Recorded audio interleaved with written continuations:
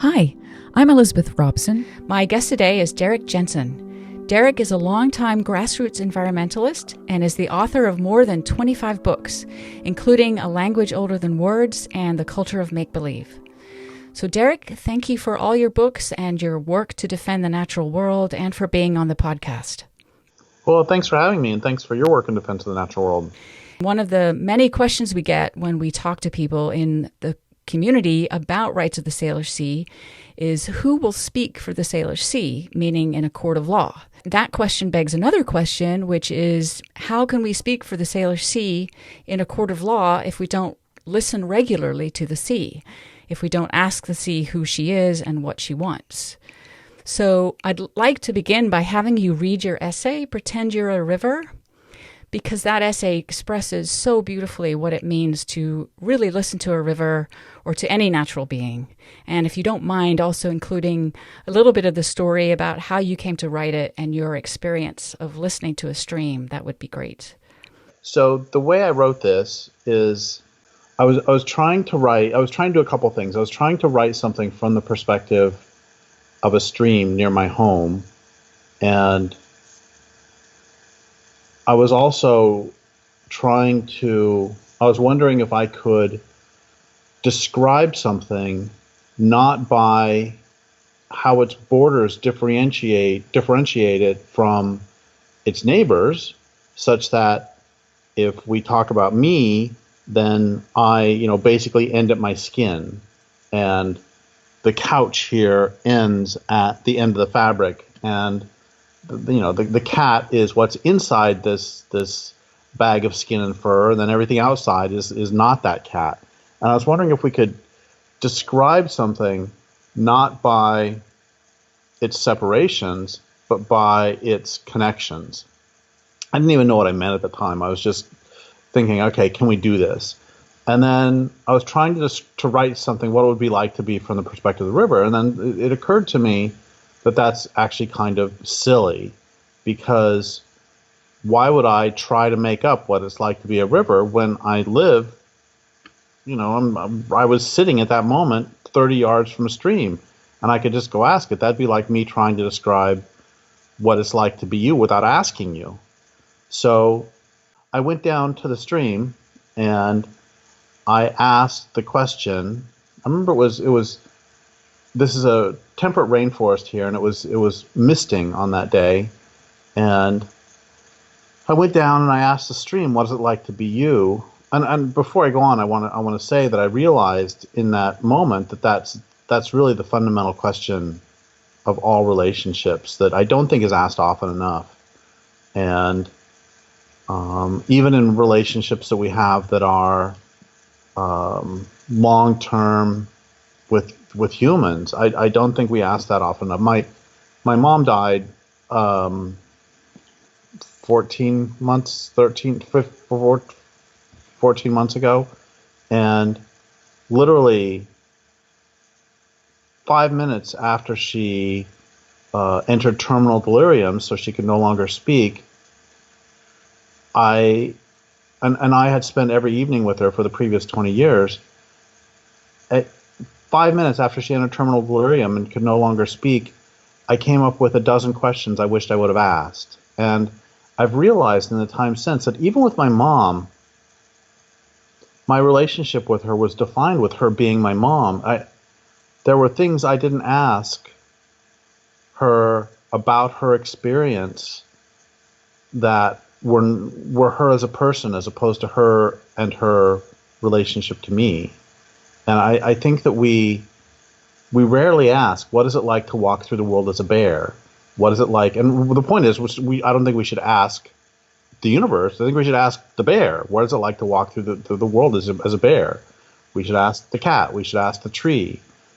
And so that was one thing I realized in that moment. We don't ask that often enough. The other thing I realized is that they're dying to tell us, because all I said to the stream was, what is it like to be you?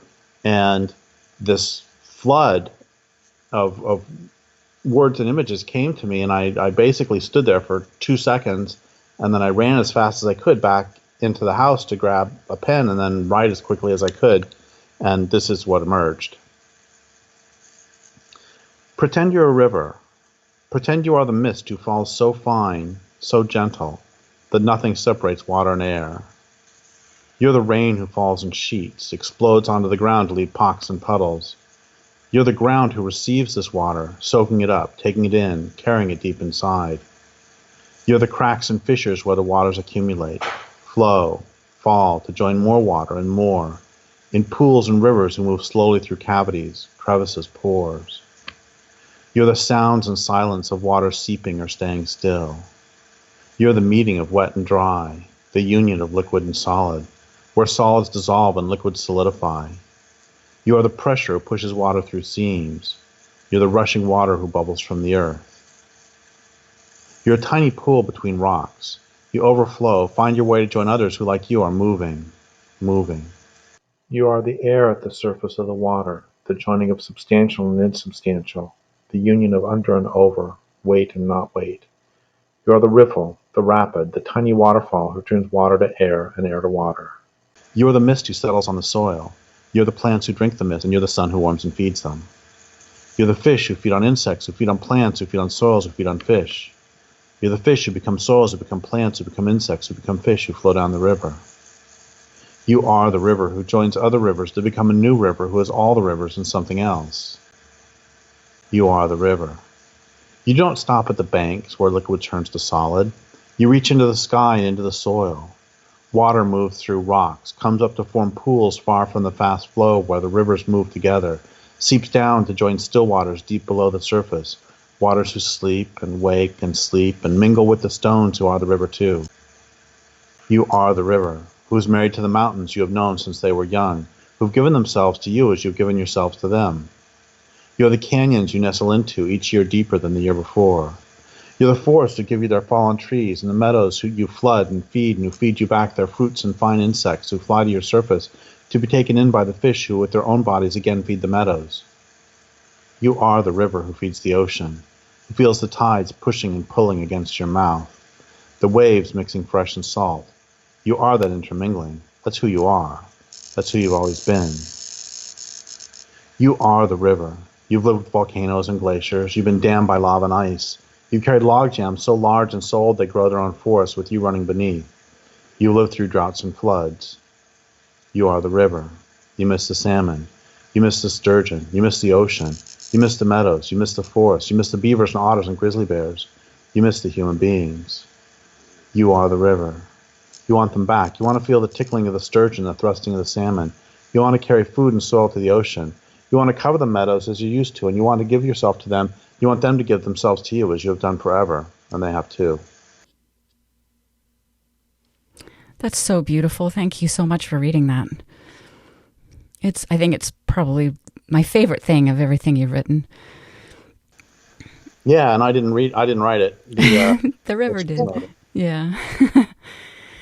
So when you've talked to people about listening to nature, do people say, "Oh, I feel weird sitting and trying to listen to a tree or a stream," or do they instantly grasp what it means to listen to a river or a tree? Well, I think rivers and trees are a little bit harder, but the response that I have generally gotten from people is there's a dissonance between public and private discourse, because if you talk to them privately, they will talk about communications with non-humans all the time, except they never talk about it in public because they're afraid everybody's going to think they're crazy.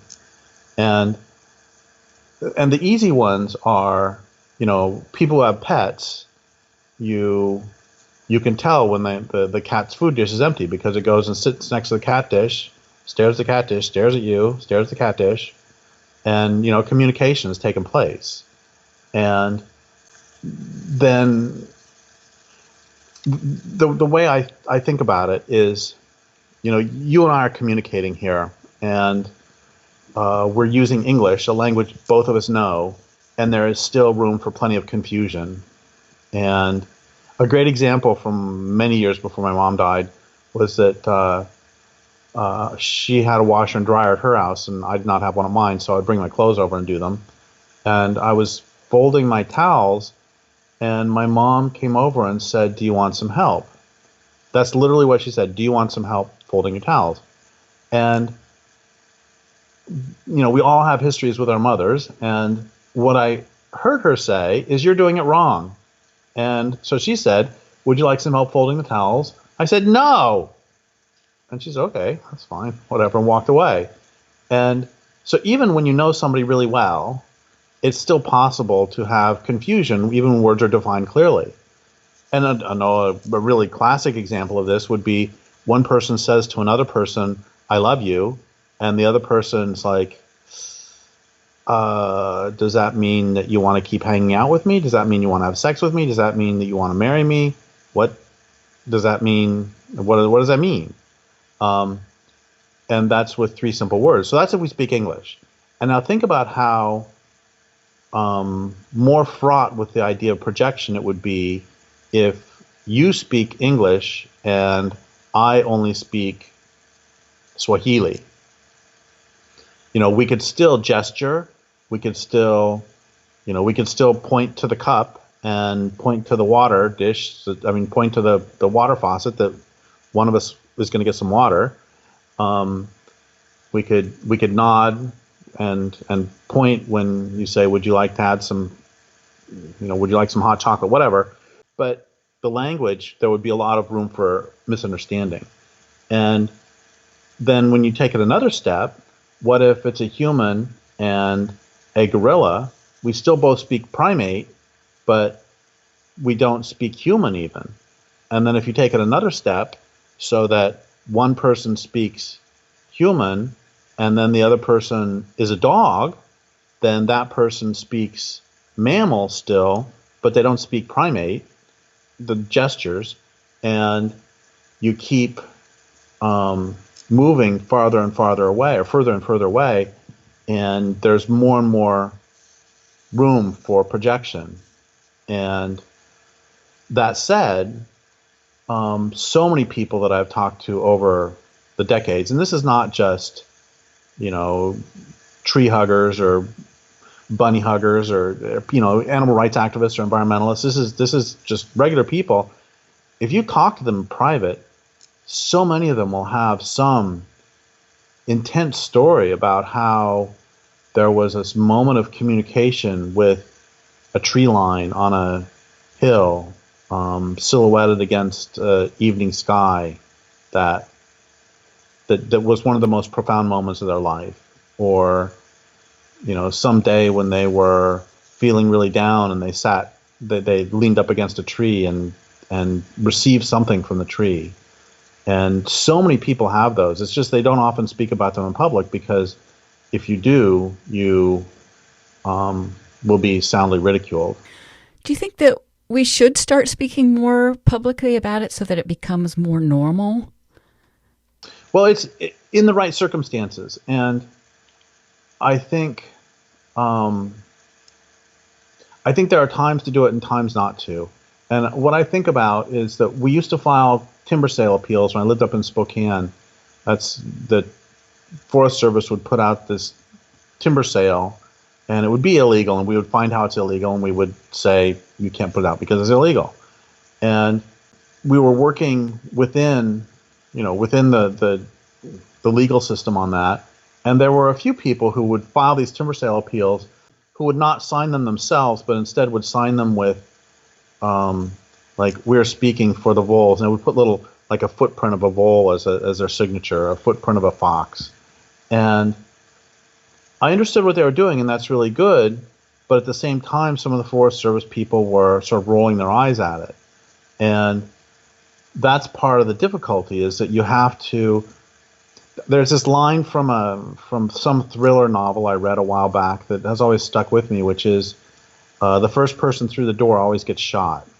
And in the case of talking about non-human communication, the first person through the door gets laughed at. So yeah, I do think it's very important to talk about it, and I think it's important to choose. There's this thing I've always remembered from Neil Everden's The Natural Alien, which is just a fabulous book. And it's the first book I ever read that didn't take this culture's perspective that the natural world consists of resources to be exploited as a given. And For example, there's a part in there where he's talking about what do you do if you give some impassioned defense of some creature, and at the end of it, the person you're talking to says, well, what good are they? And he says, well, the only response you can really give is, well, what good are you? And not to impugn them, but to point out the stupidity of that question. And of course, salmon have the right to exist for their own sake, and they're also incredibly valuable to forests.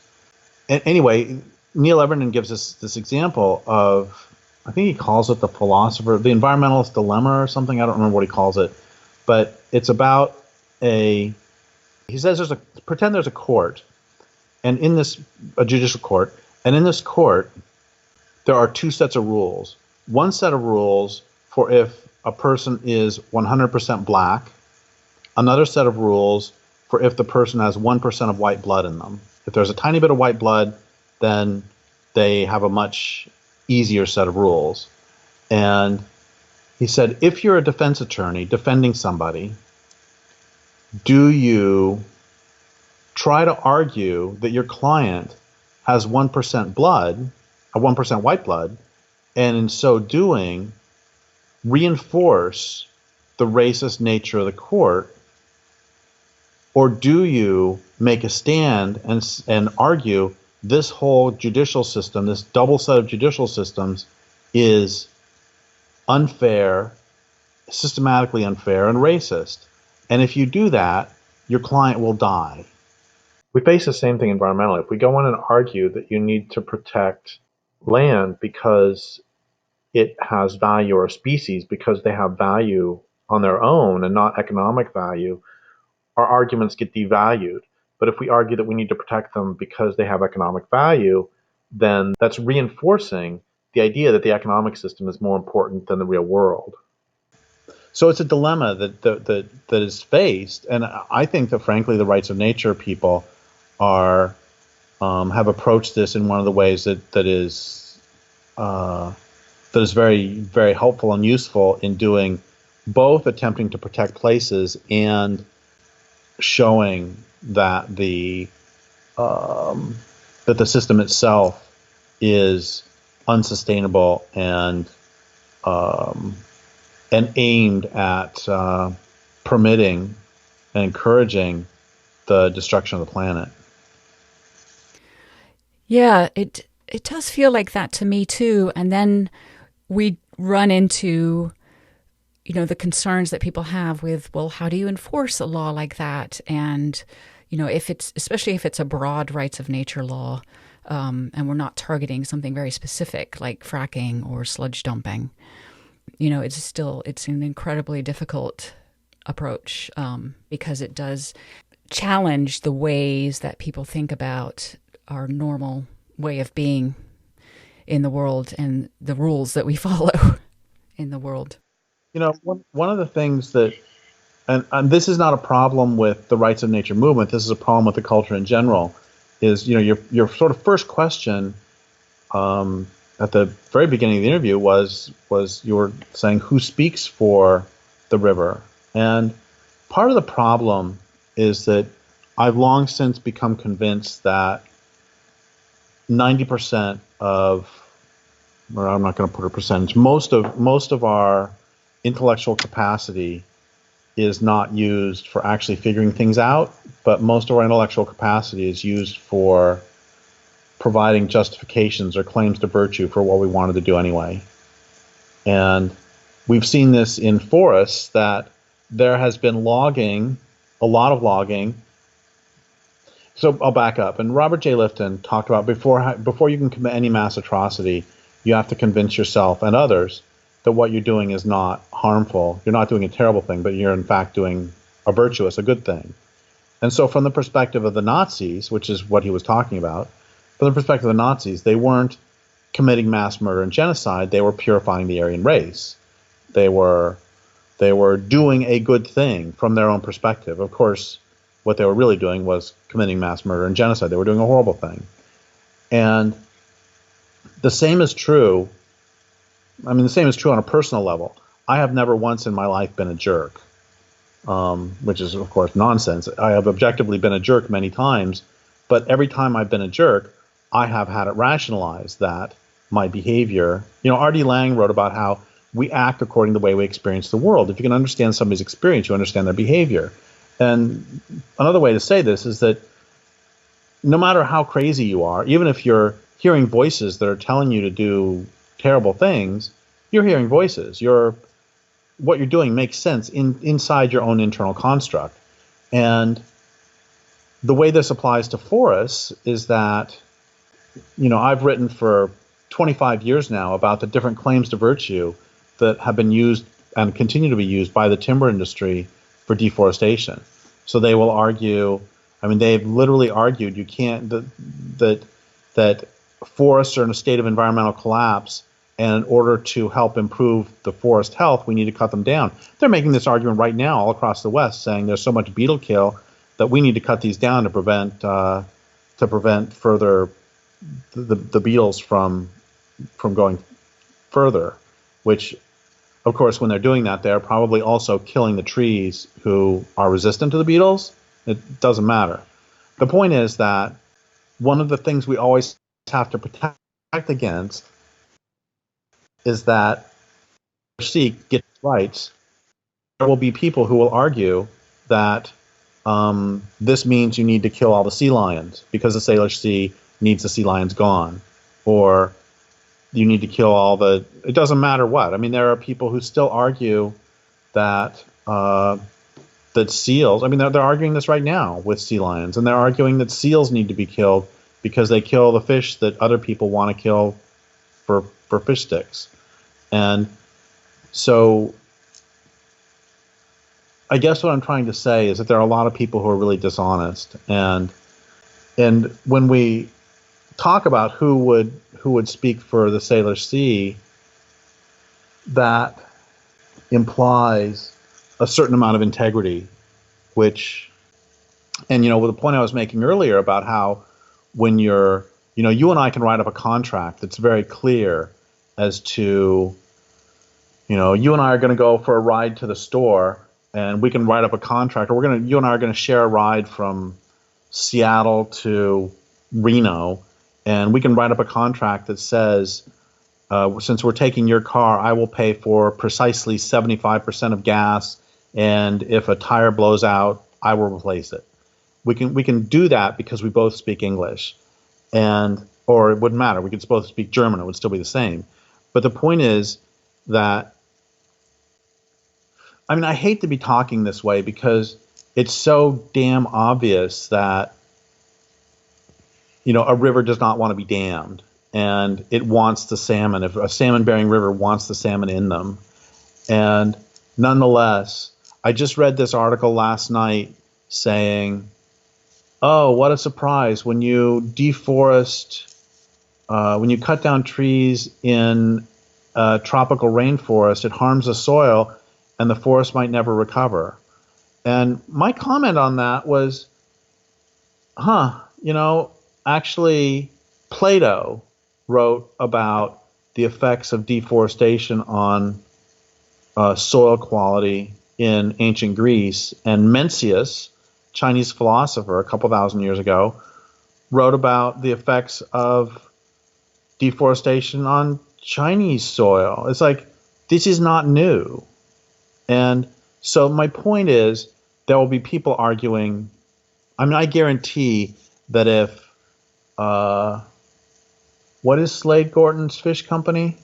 Well, anyway, if the Gorton family people were in charge of the Salish Sea, if they were to speak for the Salish Sea, they would be arguing for taking every last fish out. Yeah. Sorry for getting off topic.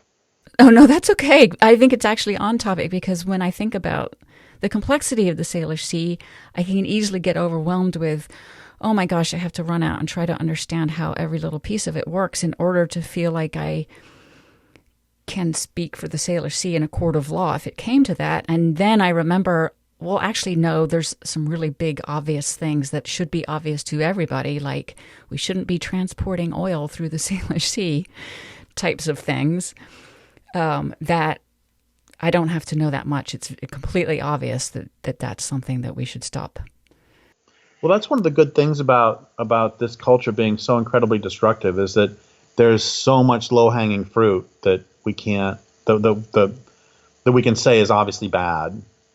Um, I've been thinking I'm going to write a book one of these days about. I've got a few other books in queue in front of it, but it'll be there someday about feeding animals and whether it's good or bad. And I think about it a lot. That let's say I get a bunch of bread and I throw it out consistently. That's fine. I firmly believe that we should help non-humans because they're basically all refugees at this point. We've killed the salmon, we've killed everything, we've killed their food sources. We need to feed the forests. We need to feed them stuff. But then I was thinking, okay, so if I throw out, this is a hypothetical example. If I throw out a bunch of bread, that might attract possums, raccoons, and foxes. And that's nice that there's more raccoons, foxes, and possums. But then again, those three all eat the eggs of ground-dwelling birds. So if I feed them, am I harming them? The point is that, yes, there do get very complex interactions pretty quickly, but that doesn't alter the fact that we can say that the forest does not actually want to be cut down. We can say that. Whether or not it wants for you to have more, 5 more foxes in it than not, I don't know. That would be a good question.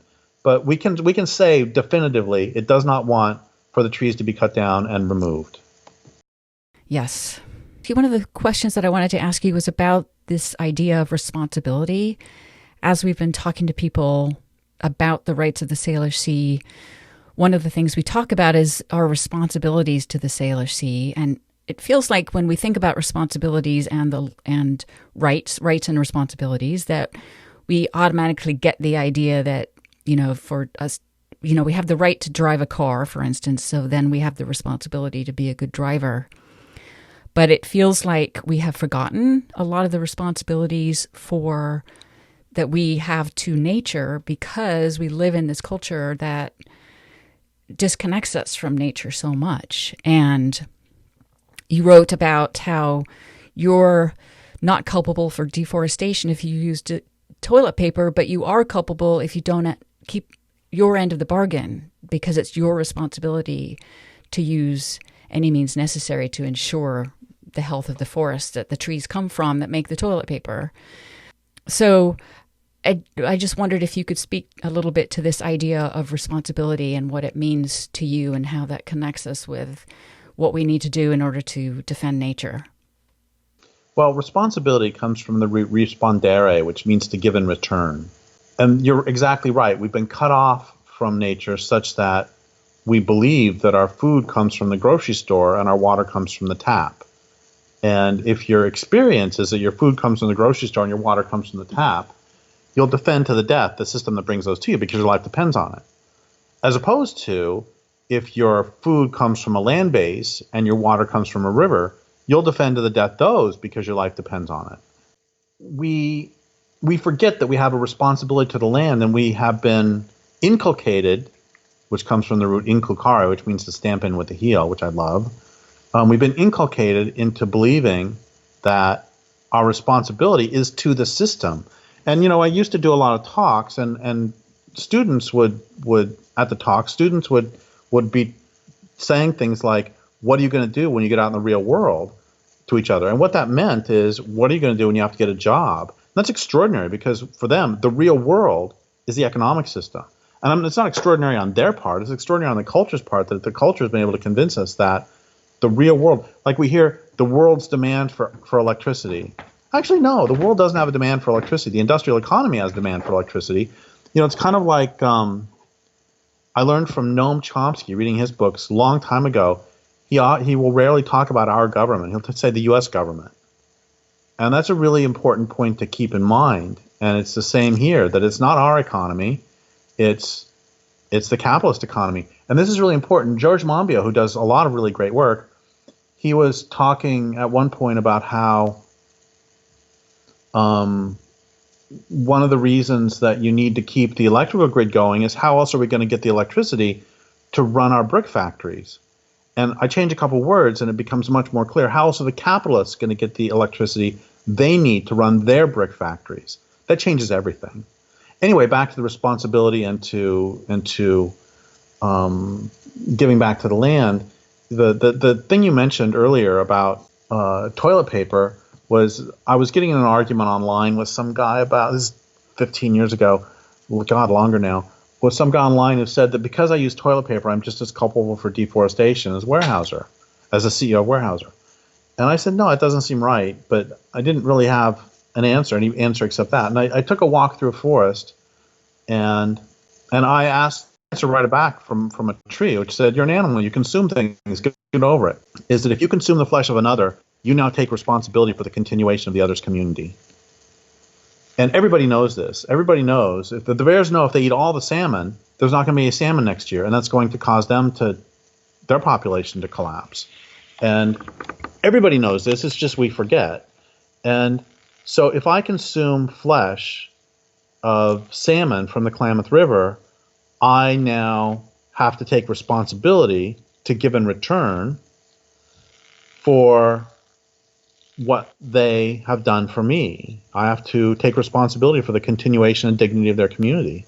And it's the same with toilet paper. If I use toilet paper, I am not culpable for deforestation because I happen to use a sheet of toilet paper. I am culpable for deforestation because I have broken that sacred bond. I did not give in return, the protection of that community. And this is just really a fundamental statement of sustainability, that the only way you can be sustainable, only way you can live sustainably, is if my interactions with the land itself actually improve the land on its own terms. I mean, I'm going to do a silly nerd quantification thing here, but if we presume that the health of the land is, a fairly healthy land is 100, and devastated land is 1, and we're not going to make 100 the top because land can always get better and better and healthier, but we'll presume it's pretty healthy at 100, and then if I take it down to 99, and if I'm taking it down 1 unit a year, it's going to take 100 years for it to go to 0. And it's very clear to me that the only ways of living that have ever been sustainable are ways that are actually improving the land on its own terms. And I know that sounds crazy to people because we're in the midst of this exploitative culture, but think about it. How did the world get to be so wild and fecund and beautiful in the first place? It's by everybody living and dying. It's by the salmon making the forest a better place by their lives and their deaths, and by the bears making the forest a better place by their lives and their deaths, and by everybody living in it, which can include humans, making the place a better place by their lives and their deaths. Does it make the place a better place on its own terms to have a tanker full of oil go through? I don't think so. Does it take, and here's another thing that's really important, is to recognize that there is no surplus in nature. So any fish that you take out of the Salish Sea are fish that somebody else doesn't get to eat. And that doesn't mean that you can't eat any fish. What it means is that if you eat any fish, you're now responsible for the continuation of the entire Salish Sea fish community. How do you do that? Well, the way you learn how to do that is by living in place for a long time and by observing. And the most important thing is by making your loyalty to the land itself, and making it so your loyalty is not to the economic system, that now you're going to use the language of rights of nature to promote the economic system, which is what we see with the entire climate change movement. I mean, they're using the language of protecting the land in order to further industrialize energy harvesting through more means, such as wind, solar. It's just a further industrialization of the planet.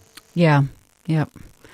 Well, and what you've just talked about to me is a really good response to people who say, well, if you have another law in place, you're just going to use that to tell me that I can't fish at all.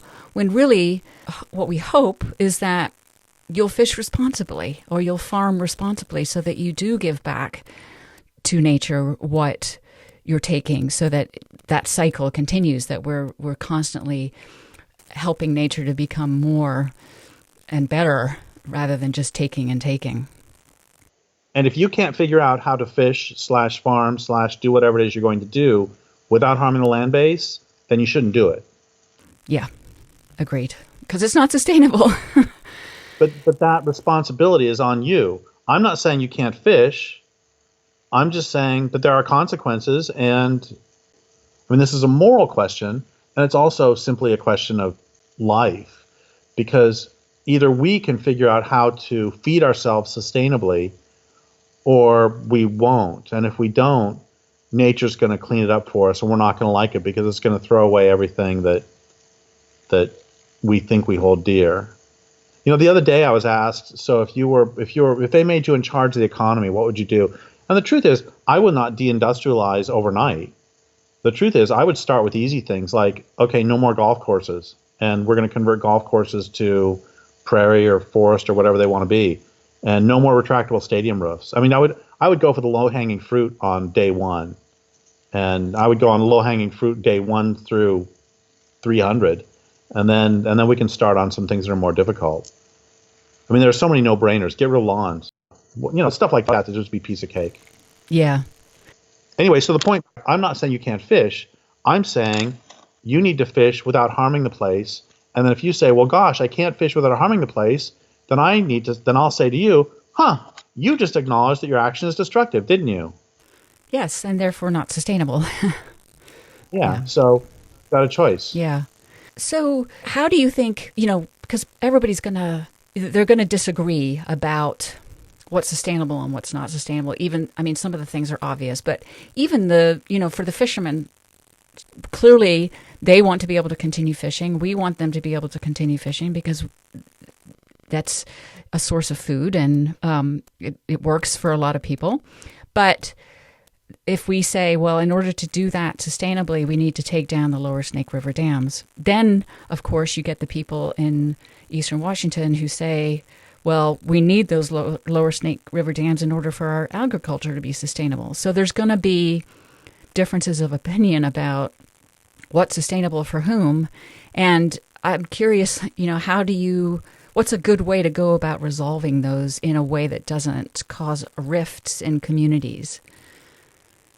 Well, there will be rifts in communities because we live in a pluralistic society, and people have different competing interests, and those interests will often come into conflict. And I'll never forget something that Jeanette Armstrong said to me. She's an Okanagan Indian activist and writer.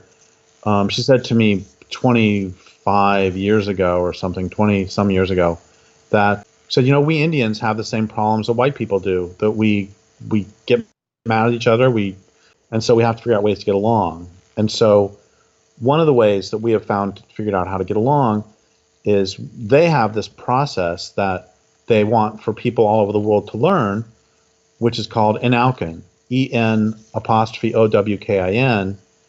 And that word means, I challenge you to give me your most opposite perspective to mine so I can increase my understanding. And they use it as a conflict resolution method, that there will be people who have been trained facilitators to facilitate the conflict resolution. So one person would say, those dams need to come out. Somebody else would say those dams need to stay up because I need water from the river.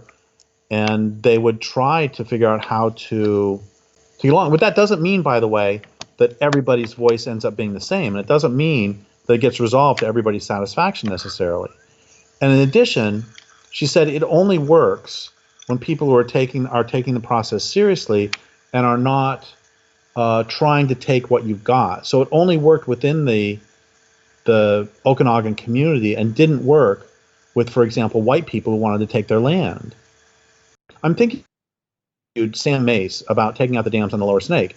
And at one point, I asked her a question about, well, so what about hatcheries? And she was very clear about it. It was great. She said, I don't want to talk about hatcheries because some of the people in our alliance are in favor of hatcheries, and that's not something I'm going to talk about here. Point being that when she's in that alliance, she'll go along with hatcheries. I don't know her, but a lot of people really hate hatcheries for the harm they do to fish populations. And the point is, we can make temporary alliances and we can try to work things through. And then also, sometimes we also just have to say that use is not sustainable. And, if you take water, the Columbia has been killed both. Two things. One is the Columbia has been killed by dams, but also the Columbia River salmon runs were already in decline before the dams because of canning factories.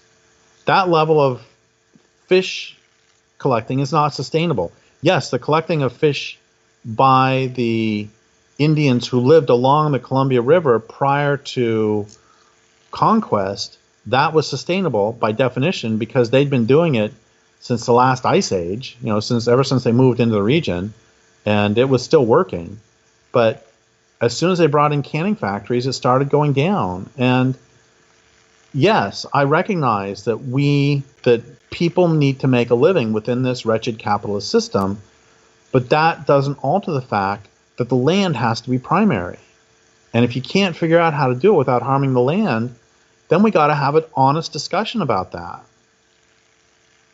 And I know that's not a popular position to take, and that's why I take it, because somebody's got to take it, and somebody has to speak for the land. And we can also make certain compromises. There's a story I've told a bazillion times that I really love about I was off. This is maybe 93 or something like that. I was up getting firewood back from slash piles up in the national forest, and I got a flat tire on my truck, and so I went to look at the spare. I hadn't checked the spare in years, and my spare was flat. And I'm not going to walk. I'm way back there, so I'm not going to walk. I'm thumping out on a flat tire about 1 mile an hour. And I get to this guy's house and ask him if I can borrow a pump, and he says, "No, I don't have a pump. But I do have a spare I can give you." And he gave me a spare, which is really nice. So I put the spare on. I drove home, an hour and a half or whatever, and then the next day, I got my tire fixed, and my mom made him a cake, and then I took the cake up and took a spare tire back to thank him for that. And he said, "Hey, you want to come and have a piece of cake?" So we went and had a piece of cake. He's got chainsaws all over his wall. And then, he's clearly a logger. And then he says, "Oh, by the way, I got more firewood out back. I got tons of it. You want me to cut you some lengths to put in your truck?" I said, "Sure, that'd be great." So we go out back. He's standing there holding a chainsaw, and he says, "By the way, what do you do for a living?" I'm thinking, oh, crap. I say, "Well, I'm a writer." He says, "What do you write?" And I'm thinking science fiction, fantasy, romance. I'm a terrible liar, though. So I say, "Well, right now I'm writing a book about how the big four timber companies got their land illegally from the public domain. That's railroads and clear cuts." And he starts swearing, and he turns red in the face. And I'm looking for a break in the fence. And it takes me about a minute to realize that he's swearing because he's an independent logger who's been put out of business by Plum Creek. And he hates the company even more than I do, which I didn't think was possible. And it takes us another 30 seconds before we got our arms around each other's shoulders, just laughing and swapping atrocity stories, how much we hate Plum Creek. And then we say, "Okay, we're going to take down Plum Creek industrial logging. So after we take down Plum Creek, Potlatch, Boise Cascade, and Weyerhaeuser, I'm coming after you." And then we both just laughed our asses off because we recognized that difference is primarily theoretical. So my point is, I think that we can do what my approach is to go ahead and make temporary alliances and make alliances with fishermen and say, "Yeah, sure, you can do this in the short term, but at the same time always being honest." And saying, "Look, is there a problem in the Salish Sea with foreign trawlers? I don't know if there is or not. I don't know the Salish Sea. But if there's foreign trawlers, first off, that's the first thing. Get rid of them. Are there factory trawlers? First thing, get rid of them." And then I got to tell you, once we get rid of the factory trawlers, once we get rid of those huge ships, then I'm going to come after you. But you and I can agree in the meantime, we can work together. And I've never understood why that's not a more popular position, that you don't get with somebody you disagree with. And at the same time, being clear, this is where we disagree. And that's why Sam Mace was such a beautiful example of that it was very clear to me, at least, that, okay, in this particular discussion of removing the dams on the lower Snake, We are not going to talk about hatcheries. And maybe a different time we can talk about hatcheries. But that's not my focus right now, because I don't think the hatcheries are causing as much harm as the dams on the lower Snake. We get rid of the dams on the lower Snake, then we can go after the hatcheries. That makes a lot of sense. And I like that approach too, because like you said, there are so many big harms, whether it's the foreign trawlers or the dams or whatever, that would make such a difference to the Salish Sea in terms of the health of the Salish Sea, before we ever got to worrying about whether some guy with his 2-person business is doing harm to the Salish Sea. Exactly. You and I are going to be, dead and our bones ash before we have to worry about that. Because we got enough on our hands getting the dams removed on the lower Snake. And once we get rid of the dams, honestly, this 2-person business is causing less harm than, the dams that are on the Columbia itself. Let's go first for the dams on the lower Snake, and then let's talk about the dams on the Columbia.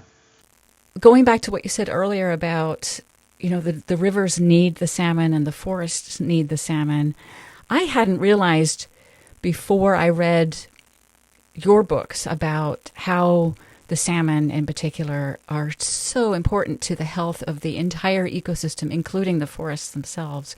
And so I just kind of wanted to end talking about the web of life and how important that is to the Salish Sea region. And if you have any thoughts you want to share about that, because it is clear to me as we talk to the community about rates of the Salish Sea, even if people are against the law, they care deeply about this region and they want it to be healthy. And so to me, that speaks volumes about what you said earlier about, people do talk to nature. They do care about nature. So if you have any thoughts to share about the web of life, I'd love to end on that note. Well, before that and I'm sorry, this is an ignorant question. What are the boundaries of the Salish Sea? Well, what we've been talking about when we speak to the community about it is actually the entire bioregion. We include the sea, the watersheds, the forests, everything within the bioregion. When you see that map of the Salish Sea that goes up into Canada and includes up to the crest of the mountains. Well, one reason I ask is because I just remembered, back in the 90s when I was working on, I think it was working on railroads and clear cuts with George. George lives in Seattle. We're driving by Green River, and he just offhand comments that it's one of the most polluted rivers in the country. And, Boeing was in that region, and there's been all sorts of high-tech stuff and all sorts of extremely dirty industries. I don't know. That's not really the web of life. That's just, I don't understand how people think you can foul your own nest and not be harmed by it. But to go a more positive direction, salmon, I don't know the numbers. There are people who study salmon who know these numbers, but it's extraordinary how, so I'm going to make up the numbers. Don't quote these because I'm making them up, but it's like a tree in a salmon-dependent forest that has a healthy run of salmon will grow like 40% faster, some huge amount faster, because of the nutrients driven up into the forest. Salmon are a huge nutrient pump from the ocean. If you have 1 million salmon, and there were runs bigger than that, but if you have 1 million salmon who weigh 20 to 40 pounds each, that's 20 to 40 million pounds of salmon in that run. That's 20 to 40 million pounds of flesh that are moving their way up into the land, and then that gets eaten by bears, and the bears then go and poop, and then insects eat the poop, and raccoons and foxes eat the poop, and raccoons and foxes eat the salmon, and eagles eat the salmon, insects eat the salmon. I don't know, I'm making up the number again, but it's like 240 different animals eat the salmon, including baby salmon. A significant portion of their food is their dead ancestors. And that's only animals. Or the plants. How many plants eat them?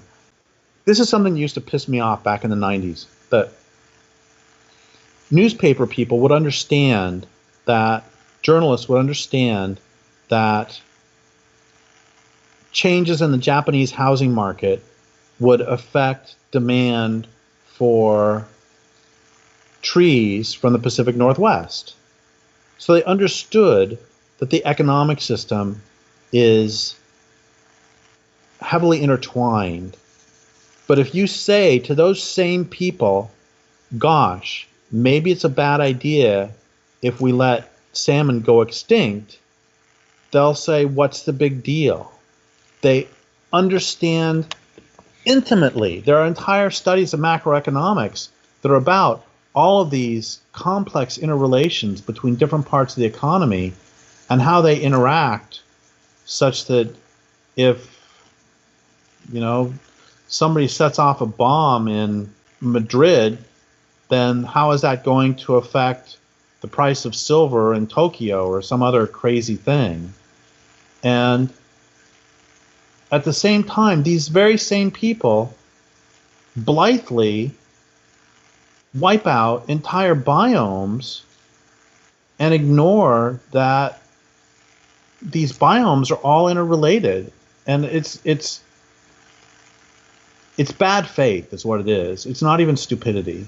And I'm sorry, I was supposed to do a stirring, positive rendition of Web of Life, and I end up grousing about people using claims to virtue again. But it boggles my mind the lack of curiosity that people will have too about, it was American Indians would say that various nations would say that you can't kill the prairie dogs because if you do, the rain on the prairie will dry up. And white people thought that was, just stupid Indian legends, but it ends up that science is finally catching up to what close observers had known forever, which is that prairie dogs actually do bring the rain through their burrowing. They affect the hydrologic cycle profoundly. So many people have said this to me, and I've said this myself so many times. I think the first and most important thing that we have to do is to make our loyalty to the land itself and to make our curiosity about the land and to ask questions like, if I feed raccoons, will that harm bird populations? Or if I cut back the Himalayan blackberries here, will that harm birds? Will the harm be greater to those who eat the blackberries than it is than there is a gain from letting native species grow in that place?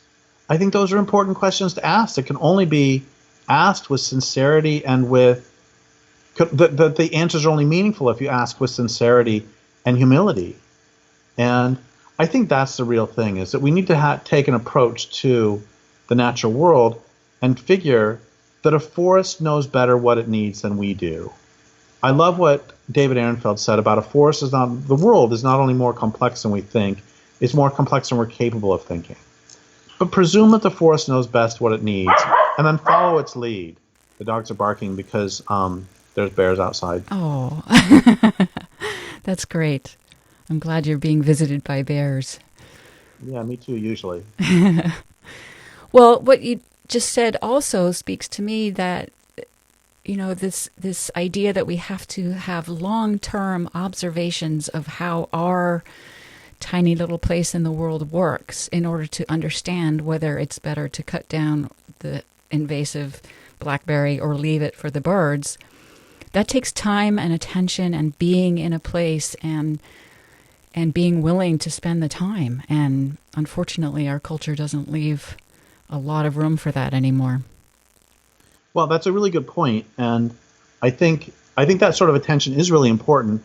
At the same time, if you see that someone is being stabbed to death, you don't need to have a medical degree to know that this stabbing is harming them. So yes, there are things we can certainly figure out in the long term, but at the same time, there are things that like the oil in ships, which is just a terrible idea. Oil out of ships is even worse idea. And we know that the planet is being stabbed to death, is being flayed alive, and there are certainly things we can do to stop the immediate damage. Yes, there are. Well, that's a good place to end. I want to thank you so much for your time and for coming on the podcast. I really appreciate it. Well, thank you so much.